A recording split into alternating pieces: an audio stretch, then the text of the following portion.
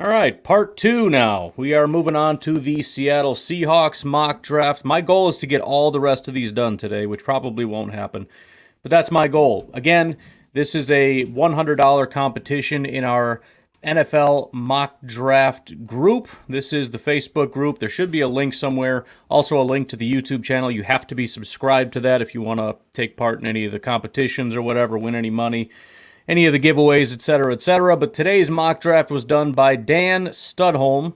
So if his video performs the best on YouTube, on the old YouTube channel, again, make sure that you check that out, then dude's going to get $100. So if you like it, share it, like it, comment, whatever. Real quick, looking over the situation here, biggest thing that stands out immediately is about the same thing that stood out for Seattle forever, and that's the offensive line. Complete freaking disaster. Charles Cross has not been what we had hoped he would be, which is not surprising because Seattle drafted him. It's like a Bears quarterback. It's never going to work. But that's not super panning out. And then we got our guards, Lewis and Haynes, who are both free agents at the moment. We've got Evan Brown in the center, who is also a free agent. So all three of these guys are free agents, and they're also bad at football. Then we have Abraham Lucas over here, who took a giant step backwards as a third-round pick. And 42-year-old Jason Peters is out the door. Offensive line is a disaster. Quarterback, we got Geno. He's looking good. We got Walker at running back with Charbonnet and McIntosh back there. We got DK Metcalf, Lockett, and Jackson Smith and Jigba. They're locked up for a while, so wide receivers looking okay. Defensively, everything's looking pretty good. Jaron Reed is in the final year of his contract at 32 years old, so that may be a thing. Mario Edwards is a free agent. Otherwise, we're doing pretty well. Linebacker is problematic. Bobby Wagner is a free agent. I don't know the status of that, but the guy is, how old is he? He's 34 years old. PFF doesn't feel like working. Jordan Brooks also is a free agent. I know he's younger, but he's also just not very good. So we'll see. Devin Bush, also a free agent. John Radigan is a free agent. Nick Bellore is in the final year of his contract. Linebacker is getting to be a little bit iffy. And then at corner, we're looking pretty good. We got Witherspoon, who's obviously looking fantastic as a rookie, comes in and dominates. Tariq Woolen, maybe a little bit overblown that rookie year when he came in, but still a good football player. And then we got Michael Jackson, had a pretty good year. He is a free agent. I don't know exactly what's going on with that, but very up and down, inconsistent. But we'll just say we're doing okay in that spot. And then Quandre Diggs and Jamal Adams. Adams is going to be locked up for a while. He had a bunch of injury issues last year, missed 5 games. Quandre Diggs is in the final year of his contract and is 31 years old, so we need to look at that probably long term. All right. With that said, let's get started with the 26th overall pick, trades and whatnot, whatever. It's still the Seahawks mock. With the 26th overall pick in the 2024 NFL Draft, the Seattle Seahawks select Byron Murphy, defensive tackle out of Texas, 21 years old, 6'1", 308. Had a 91 overall grade, 80 run defense, 91 pass rush, 45 pressures on just 237 attempts and 6 sacks. Guy's an absolute beast. Had a 9.03 RAS, little bit undersized, as you can see, especially being 6 foot is different. Definitely very small for a defensive tackle, but I think from a leverage standpoint, it actually works to his benefit.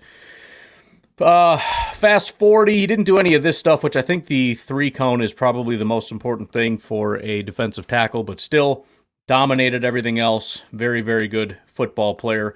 With the 57th pick in the 2024 draft, the Seattle Seahawks select Edgerrin Cooper, linebacker out of Texas A&M. He's getting a ton of steam lately, lots of love. I'd love to do like a 7-round mock because everybody wants to take the same guys. Everybody wants Edgerrin Cooper. Everybody wants, the guys that dominated the draft. It'd be interesting to see how that pans out when not everybody can get these guys. But real good college year this past year, 91 PFF grade, 88 run defense, 74 tackling, 86 pass rush, 86 coverage, just dominated every single category, 6'3", 230, and then didn't do much by way of the combine, but I don't think there's any red flags there or concerns, at least that I'm aware of. At pick 105, the Seattle Seahawks select Brandon Coleman. He's listed as a guard on the mock draft, as a tackle in college. Obviously, he's done quite a bit. Left tackle, left guard, and a little bit of right guard, right tackle. So 6'6", 320. Presumably, we're kicking him to the inside. He's definitely not playing left tackle, although we don't necessarily have a good one. Cross is going to stay there. Anywhere inside or even right tackle, we could probably use Brandon Coleman as long as he's able to do it. Didn't have a very good 2023 season, but the year before, 2022, would be the one that you'd want to watch if you wanted to check out his abilities and whatnot. Very high RAS, 9.98, just dominated absolutely everything. My phone going off? Am I just hearing things? Yeah, whatever. At pick 118, Seattle Seahawks select Jalen Wright, running back. Maybe not the biggest need in the world, but if you're going based on talent, or at least speed, he's not even 21 years old yet, 5'11", 210 pounds, always been really solid at Tennessee, gotten better every year, and ultimately crescendoed into 2023 with a 91 PFF grade, 91.2 rushing grade, 7.4 yards per attempt, just 4 touchdowns, which is a little surprising, but absolutely dominant football player. As you can see, 4.4, 4.40, which I think is not as fast as I was expecting. I thought I saw something about Jalen Wright. I think it was in the first 5 yards. He hit 15 miles an hour or something pretty wild like that. So he's got some speed. He's definitely got some burst. But as you can see, the explosion is way up there. The speed's up there. A little bit undersized, but whatever. Agility would have been nice to know, but it's fine. At pick 150, another workout junkie, Theo Johnson, tight end out of Penn State, 6'6", 264. He's never really graded out super well, aside from 2022 was decent. 341 yards this past season with 7 touchdowns. As a blocker, obviously the pass blocking isn't super great. See if we can really quick switch over to the run blocking and see how that's going. Yeah, not very good of a blocker. As far as this goes, though, 10 RAS, athletic freak. So obviously a lot of teams, a lot of people are going to be mocking Theo Johnson based on the upside that he presents. At pick 193, another popular pick and another guy that worked out quite well, Mohamed Kamara, edge rusher out of Colorado State. 86 PFF grade, 91 pass rush grade, 64 pressures and 14 sacks on 342 attempts. Pretty wild stuff at 6'1", 250 pounds. And as you can see, he has an 8.56, mostly low here because of this. But his vert, which again, very important, as well as the 10-yard split, which is really important for edge rushers. He was very, very adept at those things. So 6'1", 250, a little bit undersized, but I don't know that that's going to hold people off too much. Arm length, I don't think, is too awful for, which is also another relatively important component, keeping guys off you and whatnot.